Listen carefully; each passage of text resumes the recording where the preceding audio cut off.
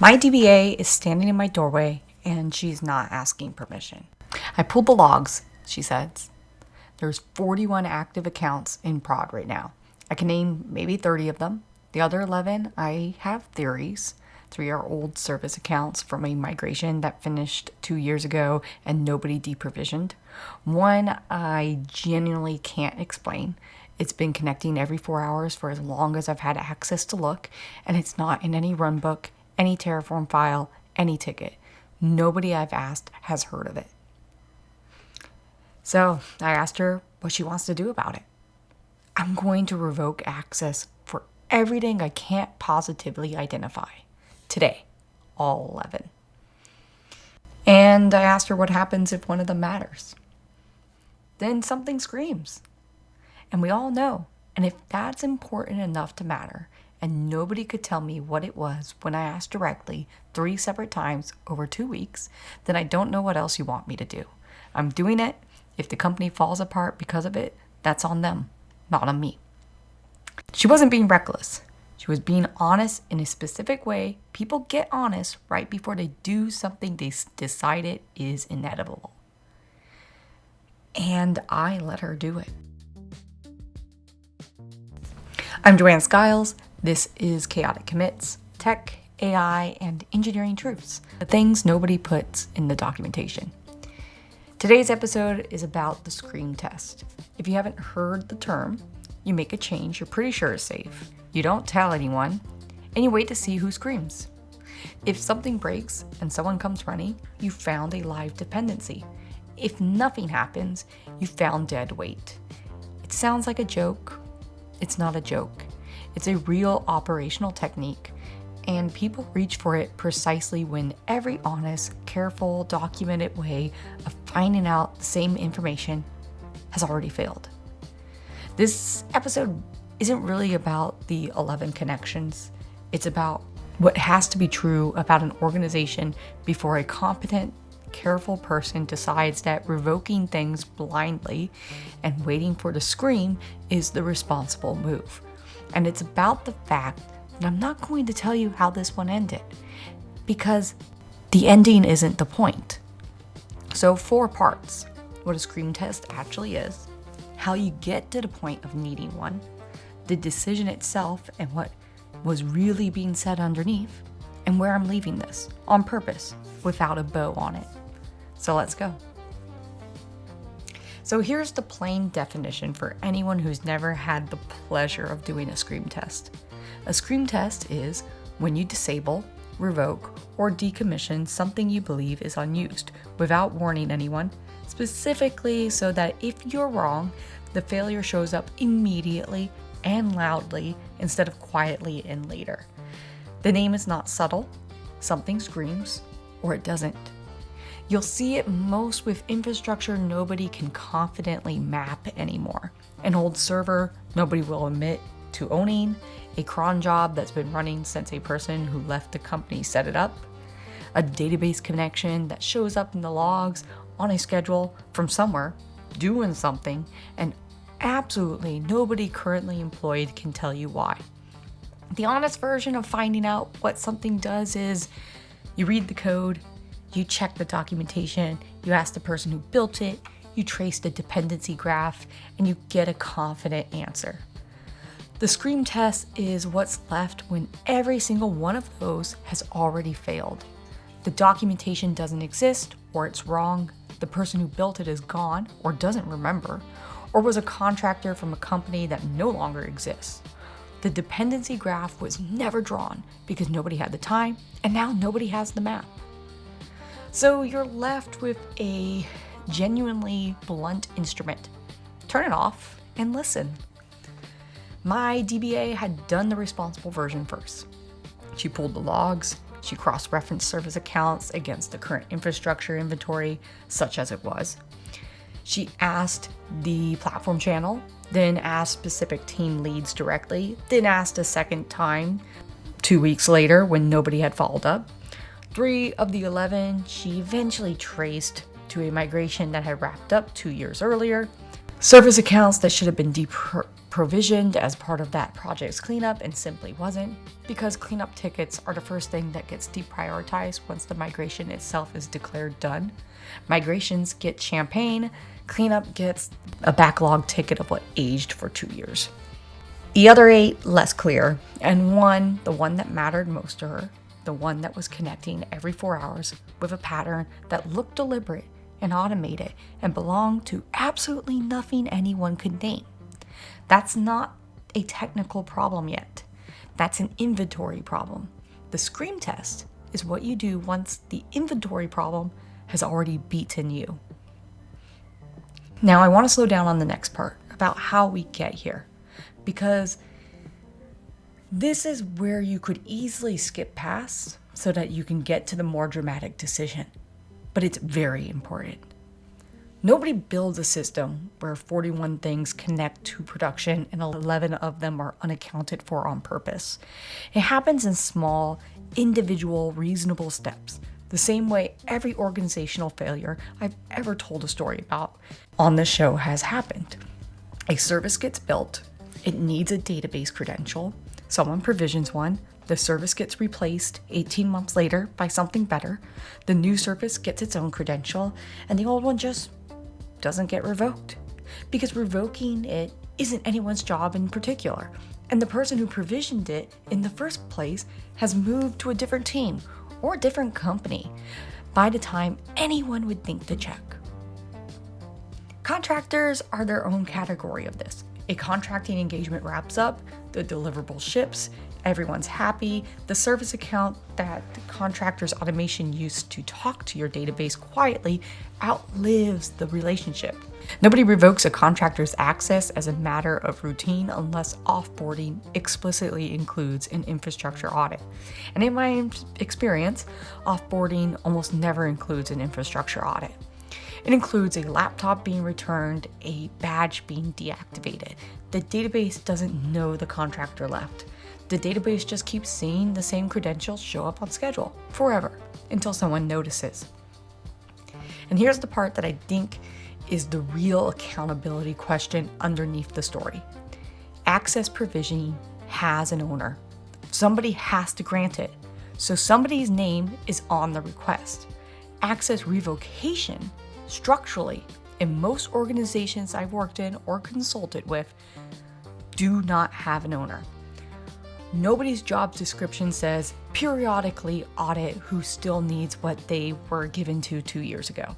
It's everyone's responsibility in the sense that it's officially nobody's, which in practice means it happens exactly when someone senior enough gets uncomfortable enough to make it happen, and not one day before that.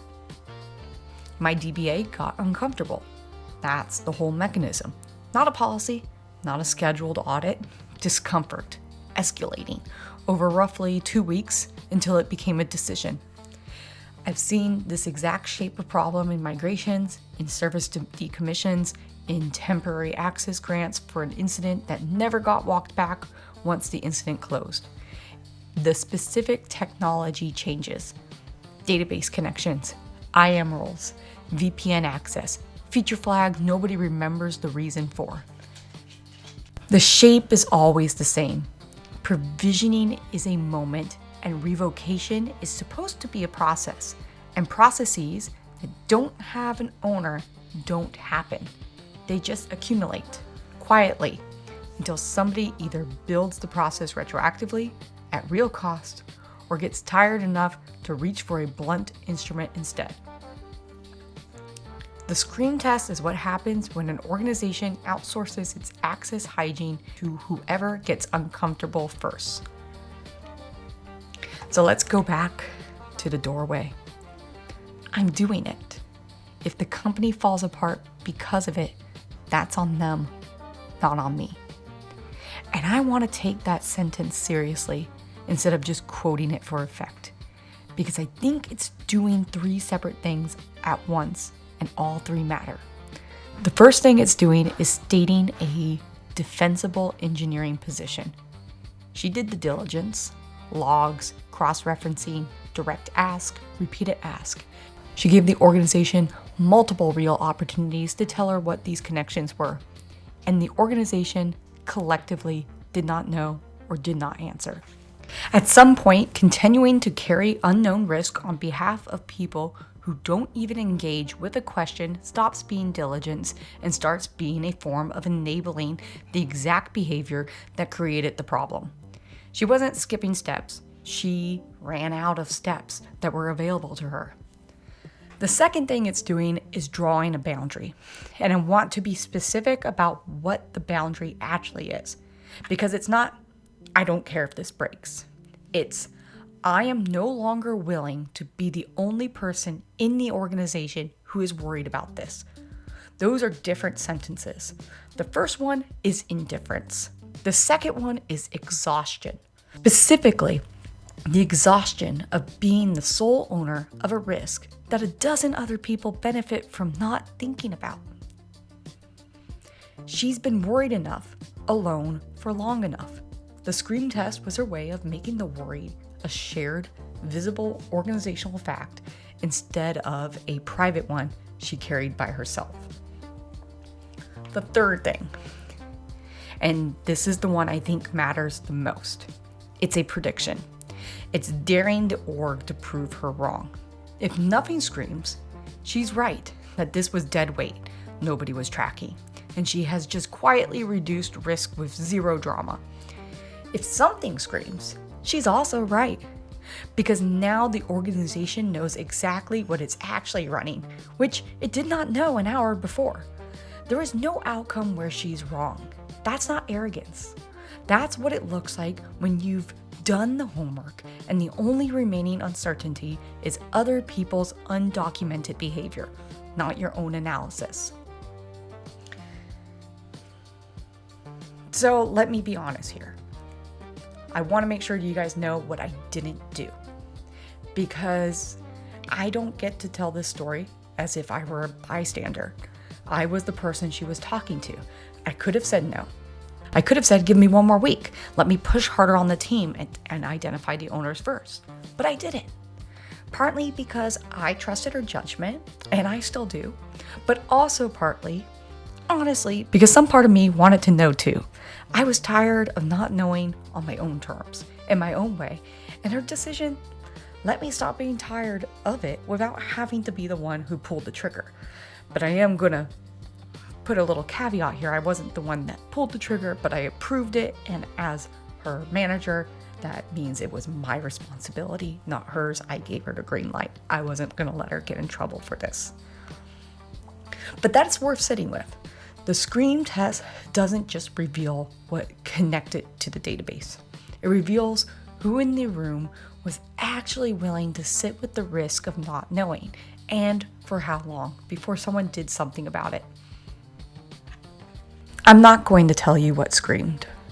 I thought a lot about this while writing the episode, and every version where I tell you, and then this broke, or it broke but it actually was fine, nothing really happened, it turns the story into something tidier than what it actually was. The truth is, the tension in that doorway conversation is the entire point. And the outcome, whatever it was, doesn't change what was true before she revoked anything. 11 connections nobody could account for is the finding. Everything after that is just which version of the risk was real, and that's a separate question from whether the risk should have existed in the first place. What I want you to sit with instead is the setup, because the setup is what actually is in your control, wherever you are right now. Every organization running anything for more than a couple of years has some version of these 11 connections. Not maybe, some version at some scale exist right now in your systems, whether or not anyone has gone looking. Old credentials, forgotten cron jobs, a role with permissions no one remembers assigning. The question isn't whether you have them. The question is whether you find out about them on a schedule you choose, with a plan and a rollback and some warning, or you find out about them the way my DBA found out, alone, 2 years late, after asking 3 times and getting silence back. The absence of a scream is not proof of safety. It's just proof that nobody noticed yet. And those are not the same fact, even though they feel identical from the inside of the org that's currently not on fire. If there's a lesson here that isn't just audit your access more, it's this. When one person on your team is the only one who seems worried about something, that's not a personality trait that you should tune out. That's usually the earliest, cheapest warning your organization is going to get. My DBA was worried out loud, repeatedly, for 2 weeks before she did anything irreversible. The irreversible part wasn't the surprise. The surprise was that it took a scream test for anyone else to start paying attention at the same level she already had been.